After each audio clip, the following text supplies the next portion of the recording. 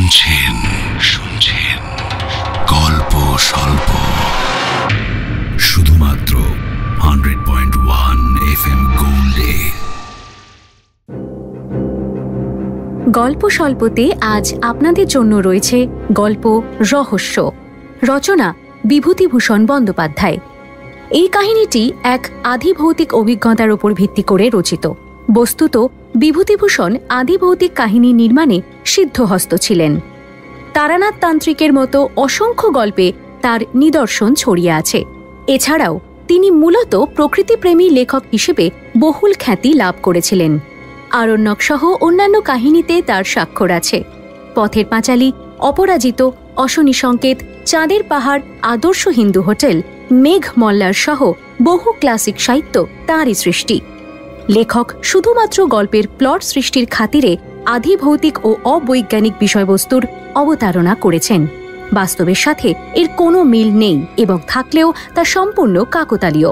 ধূমপান ও মাদক সেবন স্বাস্থ্যের পক্ষে ক্ষতিকারক এবং ক্যান্সারের কারণ।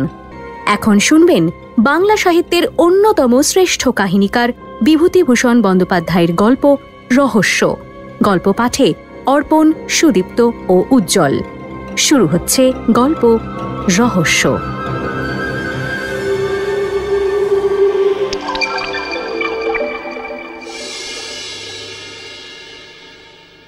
আমার এক বন্ধুর মুখে শোনা এই গল্প। বন্ধুটি বর্তমানে কলকাতার কোনো এক কলেজের প্রফেসর। বেশ বুদ্ধিমান, বিশেষ কোনো রকম অনুভূতির ধার ধারেন না। উগ্র বৈষয়িকতা না থাকলেও জীবনকে উপভোগ করার আগ্রহ আছে, সে কৌশল জানাও আছে।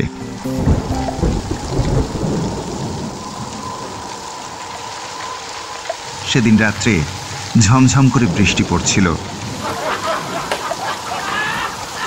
নানা রকম গল্প হচ্ছিল গরম চা ও আনুষাঙ্গিক খাদ্যের সঙ্গে মজিয়ে। অবশ্যই ভূতের গল্পই হচ্ছিল। আমার বন্ধু একটা গল্প বললেন। আশ্চর্য লাগলো গল্পটা। একজন বিজ্ঞানের অধ্যাপক যখন এই গল্পটা করলেন, তখন এর একটা মূল্য আছে ভেবেই এই গল্পটা বলছি। হ্যাঁ, তার নিজের কথাতেই বলি তবে। সেবার আমি বিএ পরীক্ষা দিচ্ছি। অনার্স পরীক্ষা হয়ে যাবার পরে দিন 4-5 ছুটি পাওয়া গেল। কিসের ছুটি তা আমার এতকাল পরে মনে নেই। ভবতারণ ঘোষাল বলে আমার এক বন্ধু ছিল। ওর বাড়ি ছিল বেলঘরেতে। ভবতারণ ক্লাসে খুব পান খেত, লম্বা লম্বা কথা বলতো, চালবাজির অন্ত ছিল না। আর আমার সঙ্গে খুব বনতো, এই জন্যে যে আমি নিজেও একজন দোস্তুর মতো চালবাজ ছেলে ছিলাম তখন। এখন সেসব কথা ভাবলে হাসি পায়। তা যা বলছিলাম, অনার্স পরীক্ষা শেষ হবার পর ভবতারণ আমায় টেনে নিয়ে গেল ওদের বাড়িতে। যাবার সময় ট্রেনে গেল, কিন্তু ট্রেন থেকে নেমে অনেকটা হাঁটতে হলো, কারণ ওদের বাড়িটা প্রায় গঙ্গার ধারের কাছে।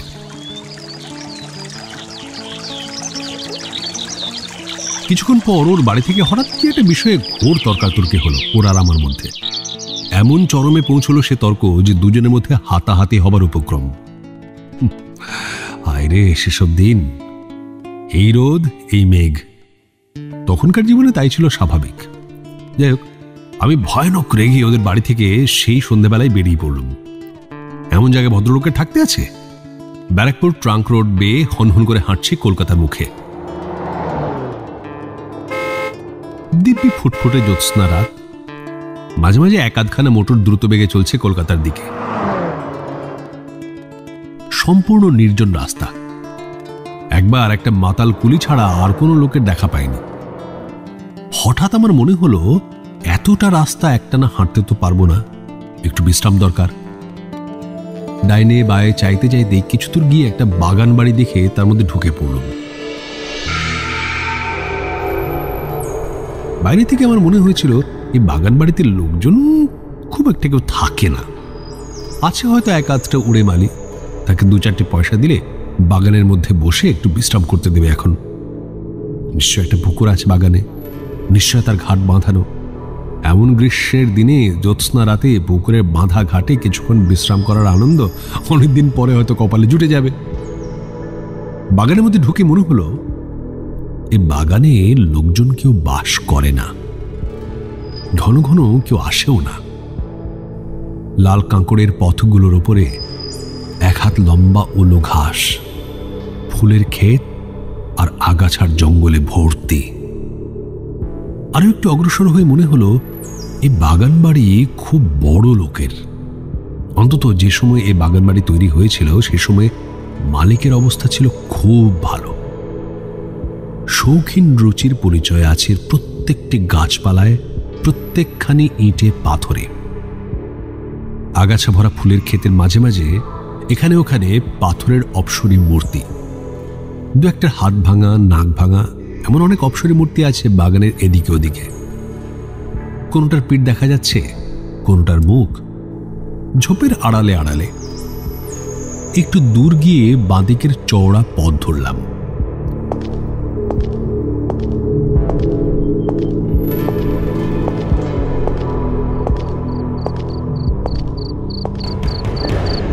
পুকুরে গিয়ে পথটা শেষ হয়েছে, তবে যে ধরনের পুকুর আশা করেছিলাম তা নয়। অনেককালের পুরনো পুকুর, বাঁধা ঘাট একসময় ছিল, এখন তার মাঝামাঝি প্রকাণ্ড বড় ফাটল ধরেছে। রাস্তার দুপাশে বট অশ্বত্থের গাছ গজিয়েছে, সে ঘাটে নামাও যায় না সিঁড়ির সাহায্যে। এত রাত্রে তো সাপের ভয়ে সেদিকে যেতেই আমার সাহস হলো না। ঘাটে থেকে কিছু দূরে একটা বেঞ্চি পাতা। ক্লান্ত শরীরে বেঞ্চির ওপরে শুয়ে কখন যে ঘুমিয়ে পড়েছি নিজেই জানি না।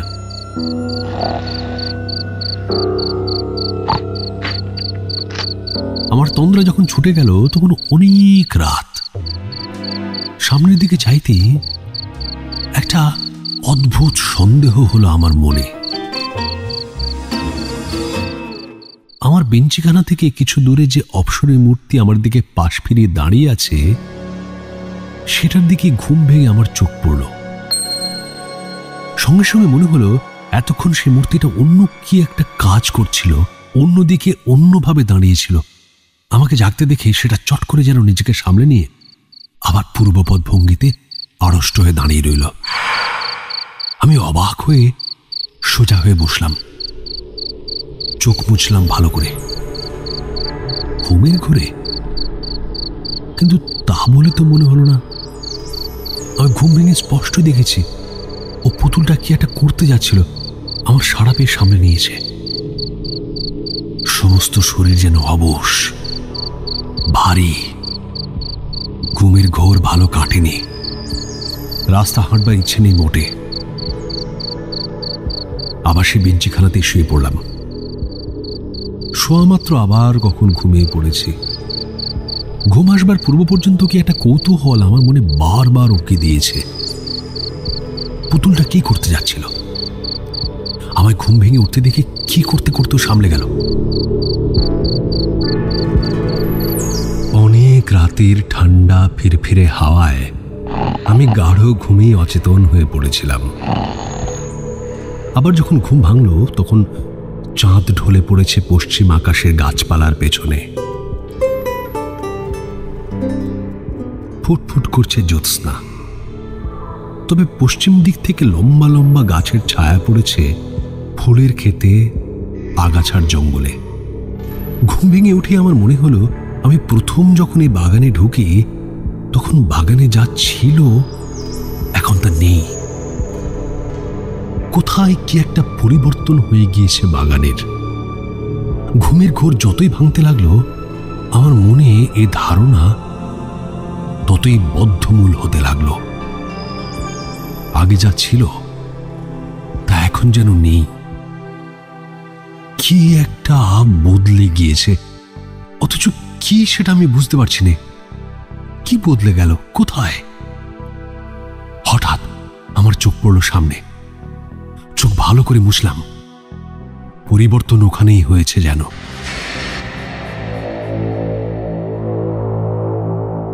আগে যা ছিল এখন তা নেই, কিন্তু কি পরিবর্তন, কি বদলে গেল? এক মিনিট কি 1.5 মিনিট কেটে গেল। সঙ্গে সঙ্গে সারা দেহে বিদ্যুতের স্রোতের মতো বয়ে গিয়ে আমাকে সম্পূর্ণ আড়ষ্ট ও অবশ করে দিয়ে আসল সত্যটি আমার চোখের সামনে ফুটে উঠল। ওই উচ্চ বেদিটার উপর বসানো যে অপসরী পুতুলটা কোথায় গেল? বেদিকা খালি পড়ে আছে, পুতুলটা নেই। প্রথমটা আমার যেন বিশ্বাস হলো না। সত্যি কি ওখানে অপসরী মূর্তিটা ছিল? অন্য জায়গায় ছিল হয়তো, আমি ভুল দেখেছিলাম। কিন্তু তা কি কখনো হয়? পাথরের অত বড় পুতুলটা গভীর রাত্রে কে নিয়ে যাবে? আমারই ভুল। কিন্তু এই অপসরী মূর্তি তো অন্যদিকে চেয়ে কি একটা করতে যাচ্ছিল। আমি ঘুম ভেঙে দেখেছিলাম এই বেদিটার ওপরেই সে পুতুলটা ছিল। না থাকলে এই বেঞ্চিতে শুয়ে দেখলাম কি করে? বেশ মনে আছে, প্রথম এই বেঞ্চিতে শুয়ে পুতুলটা প্রথম আমার চোখে পড়েছিল। আমার দিকে ওর পাশ ফেরানো ছিল। এও ভাবলাম, আমার মনে আছে এ ধরনের পুতুল কি ইটালি থেকে আসে, না এদেশে তৈরি হয়? এত সব একেবারে ভুল হয়ে যাবে। কিন্তু তা যদি না হয়, সে অপসরী মূর্তি বা যাবে কোথায়? এত রাত্রে কে উঠে নিয়ে গেল মূর্তিটা? চোরে নিয়ে গেল?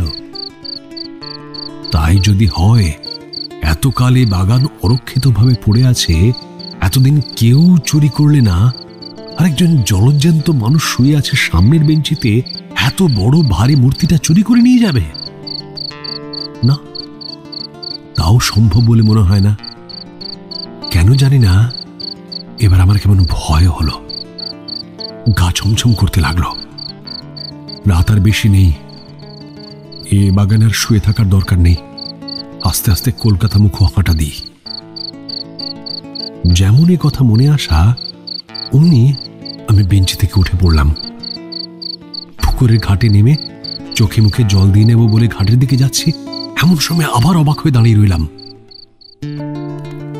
বাঁধা ঘাটের ঠিক ওপরেই আমলকি তলায় যে স্ট্যাচুটা ছিল, সেটাই বা কই?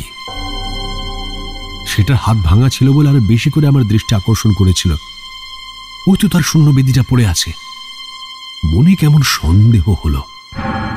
বাগানের চারদিকে চেয়ে চেয়ে দেখলুম কত পুতুল ছিল এখানে ওখানে, বনের ঝোপের মধ্যে, আড়ালে আড়ালে। সাদা পাথরের পুতুলগুলো ফুটফুটে জ্যোৎস্নায় ঝকঝক করছিল। এখানে তেমনি সাদা জ্যোৎস্না বাগানের সর্বত্র। কিন্তু কই সে অপসরী পুতুলগুলো? একটাও তো নেই। এক রাত্রে কি বাগানের সব পুতুল চুরি হয়ে গেল? এই রাত্রিটার জন্য কি চোরেরা ওত পেতে বসেছিল? আশ্চর্য! কেমন বোকার মতো চারিদিকে চেয়ে চেয়ে দেখতে লাগলাম। এতক্ষণে বুঝলাম, ঘুম ভেঙে উঠে যে ভাবছিলাম বাগানের কোথায় কি পরিবর্তন হয়েছে, সে হলো এই পরিবর্তন। বাগানময় এই মস্ত পরিবর্তনটা সাধিত হয়েছে আমার ঘুমের মধ্যে। ততক্ষণে পায়ে পায়ে আমি গিয়ে পুকুরের বাঁধা ঘাটের ওপরটাতে দাঁড়িয়েছি। হঠাৎ পুকুরের জলের দিকে চাইতে আমার কেমন যেন হয়ে গেল। সারা শরীর ডোল দিয়ে উঠল ভয়ে, বিস্ময়ে। বাগানের সব অপসরী পুতুলগুলো জলে নেমে সাঁতার দিচ্ছে, দিব্যি সাঁতার দিচ্ছে, এপার ওপার যাচ্ছে। কিন্তু একটা জিনিস আমি স্পষ্ট দেখতে পেলাম, সেগুলো জীবন্ত হয়ে ওঠেনি, আড়ষ্টভাবেই পুতুল রূপে সাঁতার দিচ্ছে।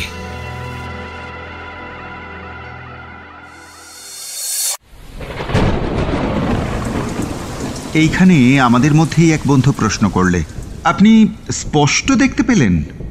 অধ্যাপক বন্ধুটি আমাদের মুখের দিকে চেয়ে বললেন, অনেক দিনের কথা হয়ে গেল বটে, কিন্তু আমি আজও ভুলিনি সে রাত্রের কথা। সে দৃশ্য আজও দেখছি চোখের সামনে। মাঝে মাঝে যেন দেখি। বিশ্বাস করা না করা অবশ্যই আপনাদের ইচ্ছে, আমি কাউকে বলিও না বিশ্বাস করতে। আমি বললাম, নিশ্চয় সিদ্ধি খেয়েছিলেন বন্ধুর বাড়ি ওই বেলঘরেতে, অথবা আমিও সব ছুতাম না তখন, এখনো তাই। বিশ্বাস করুন এই কথাটা। সকলে রুদ্ধ নিঃশ্বাসে শুনছিলাম। বললাম, তারপর? বন্ধু বলতে আরম্ভ করলেন,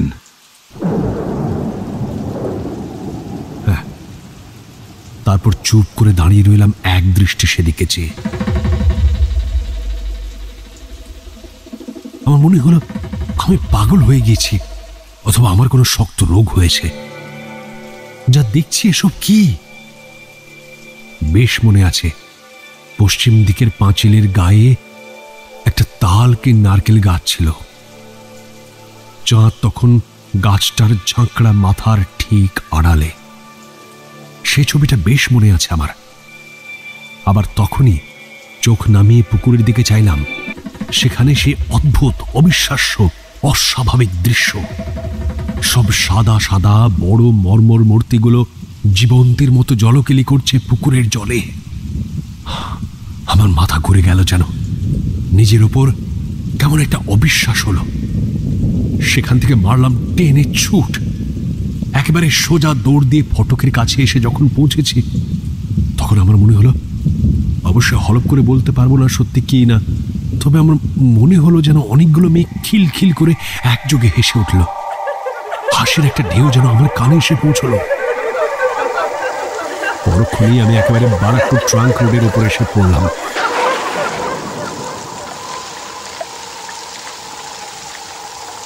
এবার আপনারা যে প্রশ্ন করবেন তা আমি জানি। সেখানে আর আমি গিয়েছিলাম কিনা? পরদিনই গিয়েছিলাম, একা নয়, 3টি বন্ধু সঙ্গে করে। গিয়ে দেখলাম পুরনো ভাঙা বাগান বাড়ি, আগাছার জঙ্গলে ভরা ফুলের ক্ষেত, কতগুলো হাত ভাঙা নাক ভাঙা অপসরী পুতুল এদিকে ওদিকে বনে জঙ্গলের আড়ালে পাথরের বেদির ওপর দাঁড় করানো। কোথাও কোনো দিকে অস্বাভাবিকতার কোনো চিহ্ন নেই। হঠাৎ আমার এক বন্ধু আমাকে ডাক দিলে। ঘাটের উপরে আমলকি তলায় যে হাত ভাঙা পুতুলটা দাঁড়িয়ে আছে, একটা মোটা বিছুটি লতা মাটি থেকে গজিয়ে উঠে সেটার দুখানা পা আষ্টে পৃষ্ঠে জড়িয়ে রেখেছে। অন্তত 1 বছরের পুরনো লতা। গত বর্ষায় এই বিছুটি লতা গজিয়ে উঠেছিল এমনও মনে হয়। লতাটার কোথাও ছেঁড়া নেই। ভালো করে পরীক্ষা করে দেখা গেল। অথচ আমি হলপ করে বলতে পারি এই পুতুলটাও কাল জলে নেমেছিল। অন্তত এই বেদিকা আমি কাল খালে দেখেছি। এই ঘাটের কাছে কতক্ষণ দাঁড়িয়েছিল।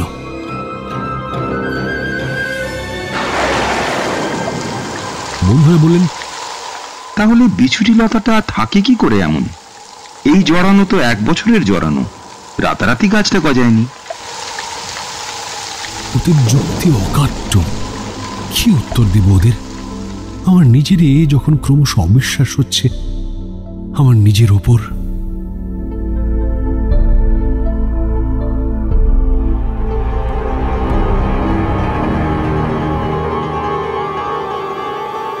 গল্প স্বল্পতে আজ শুনলেন গল্প রহস্য। রচনা বিভূতিভূষণ বন্দ্যোপাধ্যায়। বিভিন্ন চরিত্রে অভিনয় করলেন প্রথম কথক সুদীপ্ত, কথকের প্রফেসর বন্ধু অর্থাৎ দ্বিতীয় কথকের ভূমিকায় অর্পণ এবং দ্বিতীয় কথকের বন্ধুর চরিত্রে উজ্জ্বল। গল্পের সূত্রধর সৌমি। শেষ হল গল্প রহস্য।